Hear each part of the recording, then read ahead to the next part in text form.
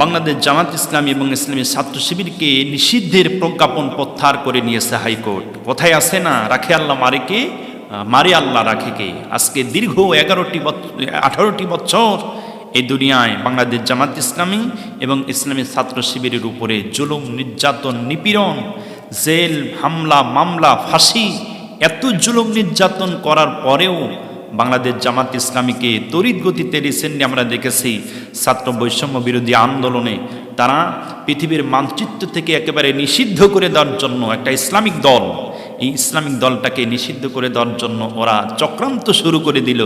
তড়িৎ গতিতে ওরা নিষিদ্ধ ঘোষণা করে দিল যে বাংলাদেশ জামাত ইসলামী এবং ইসলামী ছাত্র শিবির একেবারে নিষিদ্ধ। কেন?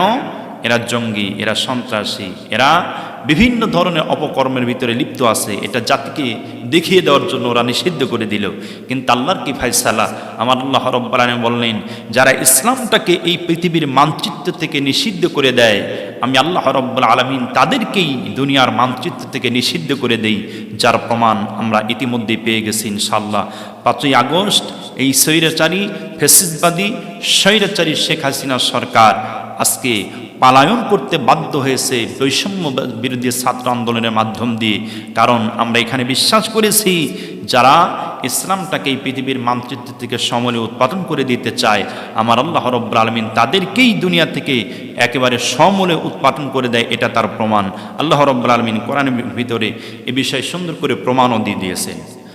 আল্লাহ রাব্বুল আলামিন বললেন, ইউরিদুনা লিইউতফিউ নূরাল্লাহি বিআফওয়াহিহিম আল্লাহু মুতিম্মু নূরিহি ওয়ালাউ কারিহাল কাফিরুন। কাফেররা চায় ইউরিদুনা লিইউতফিউ নূরাল্লাহ, এই পৃথিবীর মানচিত্র থেকে আল্লাহর নূরটাকে নিভাই দিতে চায়। আমার আল্লাহ রাব্বুল আলামিন বললেন, ওরা যত চক্রান্ত করবে আর যত ফুৎকার দিবে, আমি আল্লাহ রাব্বুল আলামিন আমার সিদ্ধান্ত হলো আমার নূরটাকে পৃথিবীর মানচিত্রে আরো বেশি করে প্রকাশ করে দেব। ওরা যত অপছন্দ করুক না কেন, আমি আল্লাহ রাব্বুল আলামিন আমার নূরটাকে পৃথিবীর মানচিত্রে পরতে পরতে পৌঁছায়া দেব। স্বৈরাচারী চেয়েছিল এই দুনিয়ায় কোরআনুল কারীমের আইন ওরা প্রতিষ্ঠিত করতে চায়। কোরআনুল কারীমের আইন প্রতিষ্ঠিত হয়ে গেলে তো তাদের চুরি করা বন্ধ হয়ে যাবে, তাদের ব্যভিচার বন্ধ হয়ে যাবে, জাতির সামনে তাদের চরিত্র ফুটে উঠবে। এই জন্য তারা চেষ্টা করে একটা দলকে একবারে চিরতরে উৎপাটন করে দেওয়ার জন্য, ঘায়েল করে দেওয়ার জন্য ওরা আইন পাশ করে দিয়েছিল। আলহামদুলিল্লাহ আমরা দেখেছি আজকে আদালত বাংলাদেশ জামাত ইসলামী এবং ইসলামী ছাত্র শিবিরের বিরুদ্ধে নিষিদ্ধের যে প্রজ্ঞাপন হয়েছিল, এই প্রজ্ঞাপনটা আল্লাহ প্রত্যাহার করে নিয়েছেন আলহামদুলিল্লাহ। এই জন্য এই পৃথিবীর জমিনে আমরা বলতে চাই, বাংলাদেশ জামাত ইসলামী আগেও ছিল, বর্তমানেও আছে। বাংলাদেশ জামাত ইসলামী আগামীতেও থাকবে ইনশাআল্লাহ। আমরা বিশ্বাস করি আগামীতে বাংলাদেশ জামাত ইসলামের মাধ্যমেই এদেশে কালিমার পতাকা পথ করে উঠবে।